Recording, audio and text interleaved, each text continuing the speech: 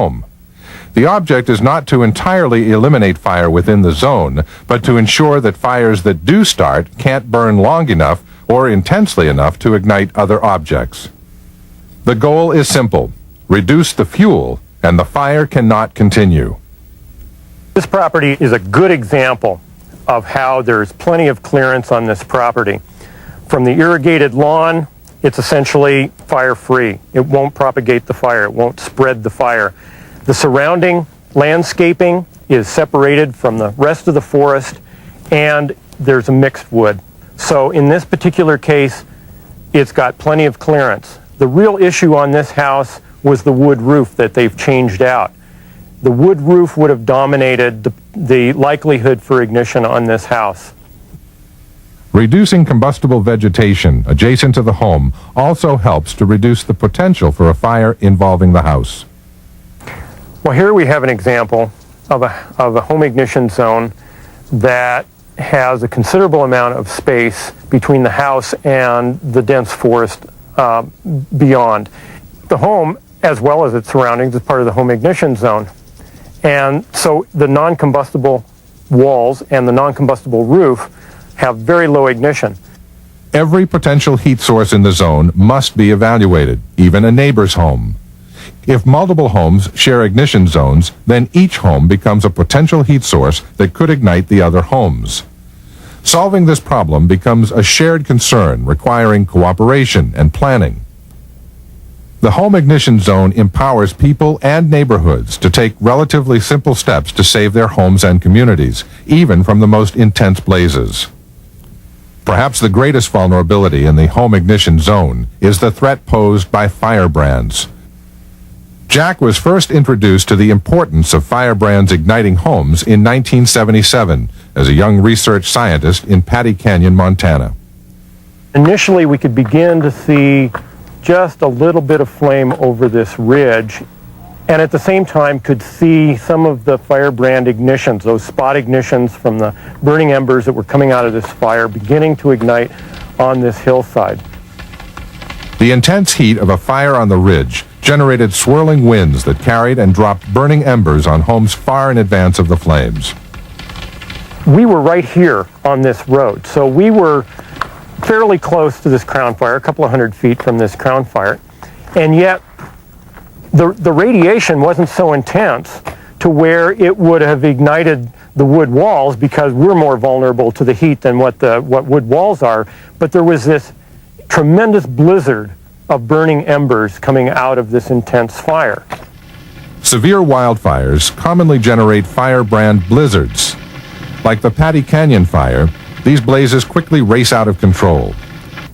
Firebrands are swept along fast-moving currents and deposited onto homes ahead of the fire, causing them to burn to the ground, even though the crown fire never came near them. Because firebrands are so small, we tend to ignore them and instead focus on the large flames.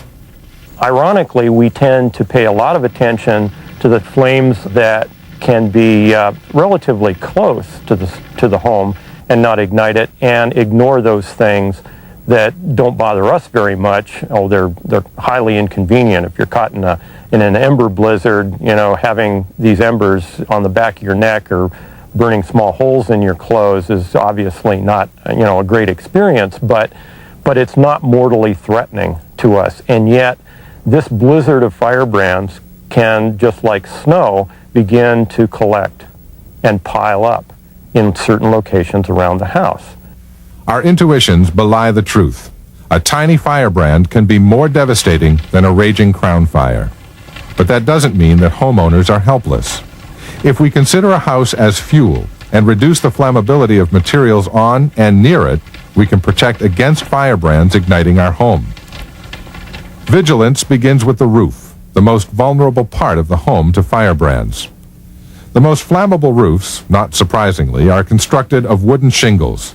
Firebrands that land on or between the shingles can easily ignite the structure. To find safer, less flammable materials, Jack has conducted experiments on composition shingle roofs.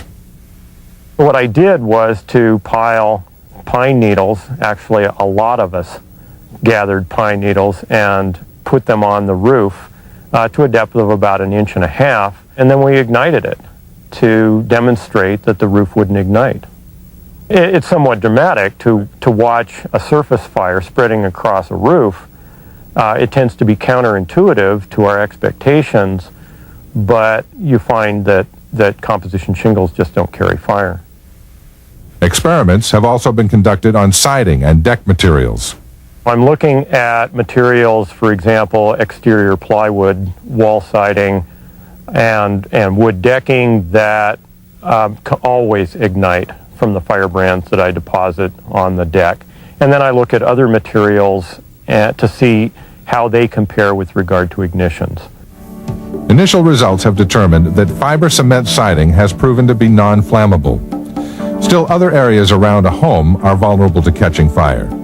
Any gaps or cracks in a structure, or any place where combustible materials or firebrands can gather, are ideal for sustaining ignitions. By conditioning the home ignition zone, we can prevent wildland urban fire disaster. It's been proven. When fires broke out in Bel Air, California in 1961, 95% of all homes with non-flammable roofs and a 30 to 50-foot buffer from fire survived.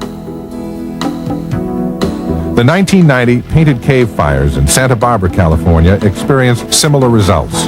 There, 86% of homes with non-flammable roofs and 30-foot separation from flames survived, while other homes burned.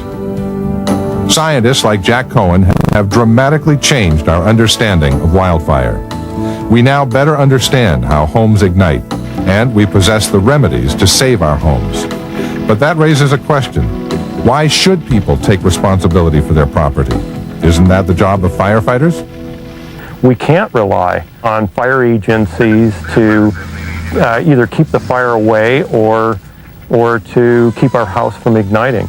The wildland firefighter's job is to contain the wildfire.